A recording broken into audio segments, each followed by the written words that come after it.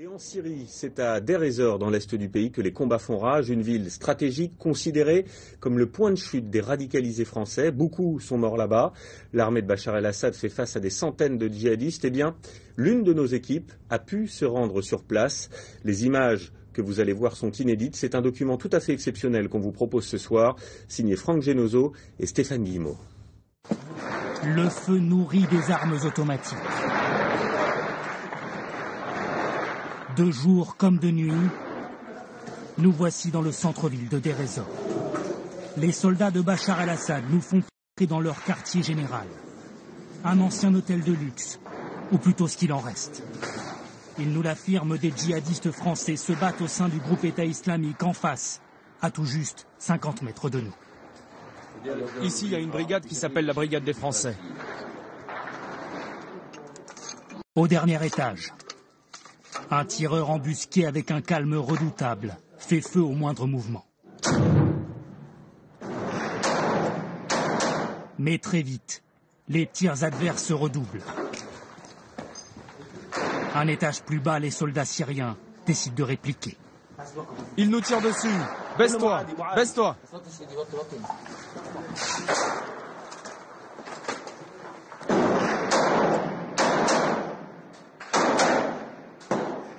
Le combat s'envenime.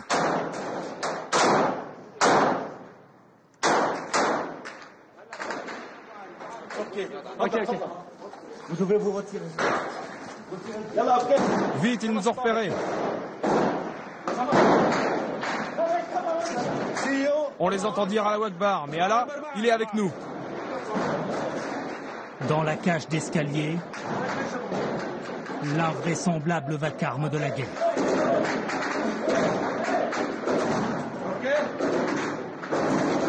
Pas de quoi troubler ces militaires, disent-ils.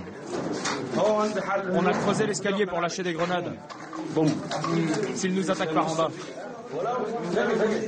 Selon eux, à Deir ez-Zor, les combattants du groupe État islamique sont majoritairement étrangers. Et les Français seraient au bas mot une quarantaine. On est si près que parfois on les entend sur nos radios. Par exemple, il y a un certain Abou Omar le Français, qui est un des chefs ici. Il a longtemps combattu dans ce quartier. Ces Français, nous ne les verrons pas. Trop dangereux pour nous de les approcher de plus près, nous ferions une cible idéale. Pourtant, Deir ez-Zor est bien devenu un des fiefs du djihadisme français. Dans le dispositif du groupe État islamique, cette ville de 300 000 habitants est la clé du front sud. Les troupes du régime syrien y sont encerclées par le groupe radical. C'est ici à Deir ez-Zor que sont morts certains des jeunes djihadistes originaires de Lunel dans l'Hérault. Les Français sont, nous dit-on ici, regroupés au sein d'une même brigade réputée parmi les plus violentes et qui contrôle un des quartiers de la ville, celui de Rouajet Sakar. Nous prenons la route de ce quartier qui jouxte l'aéroport, tenu lui par le régime. Théâtre régulier de violents combats. Si elle venait à perdre ce site stratégique, l'armée syrienne ne tiendrait pas 2 mois, dit-on. En décembre dernier, les soldats de Bachar el-Assad filmaient ces cadavres de djihadistes, abattus lors d'un assaut sur l'aéroport.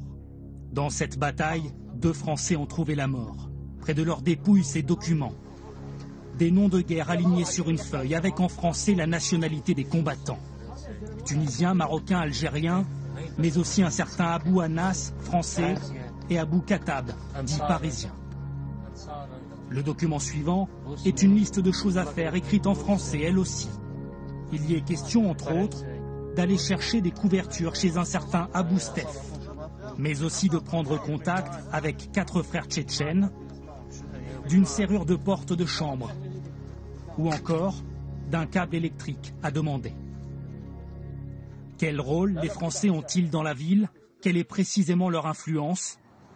Un homme peut en témoigner. Il les a vus de près avant de s'enfuir il y a quelques semaines pour rejoindre les quartiers tenus par l'armée syrienne. Il y a d'abord Abou Omar. Il dirige le camp d'entraînement où les adultes et les enfants à partir de 12 ans viennent se former au maniement des armes, à la confection des gilets explosifs ou aux techniques d'égorgement. Tout ça, je l'ai vu de mes propres yeux. Selon des sources recoupées, Abou Omar serait un ancien militaire français. Mais le plus connu, c'est Abou Abderrahman Al-Fransi. Il est en charge des puits de pétrole. Là-bas, quand tu demandes dans la rue, tout le monde sait qu'il est français car il est souvent à l'origine des ordres d'exécution.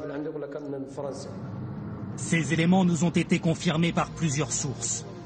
Selon nos informations, les djihadistes français moins influents toucheraient un salaire de 500 € par mois en moyenne, pour protéger notamment les très nombreux champs pétroliers de la région. Un trésor de guerre qui alimente les caisses du groupe radical et fait aujourd'hui de Deir ez-Zor une ville stratégique pour le groupe État islamique. Voilà pour ce grand reportage.